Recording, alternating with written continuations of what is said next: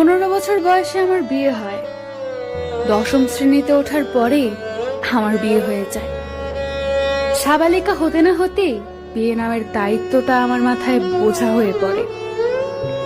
কামুকতায় অধিকার আদায়ে প্রতি রাতেই স্বামী হিসাব করে পাই পাই করে আদায় করে নেয় তার অধিকার। তখন না বুঝতাম স্বামীর মন, না বুঝতাম সংসার। 5 বছর শেষে এখন সবই বুঝতে শিখে গেছি।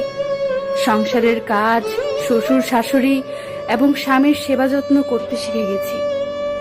বুকের ভেতরে কষ্টগুলো ছাপা দিতে শিখে গেছি। শুধু পারিনি আমার রূপ ও গুণাবলী দিয়ে স্বামীর মন জয় করতে। তাই জীবনে আর যাই করেন, মেয়ে হয়ে কখনো নিজের পায়ে না দাঁড়িয়ে, নিজেকে যোগ্য প্রমাণ না করে এমন কাউকে বিয়ে করবেন না যার হাতে নির্যাতনের শিকার হতে হয়।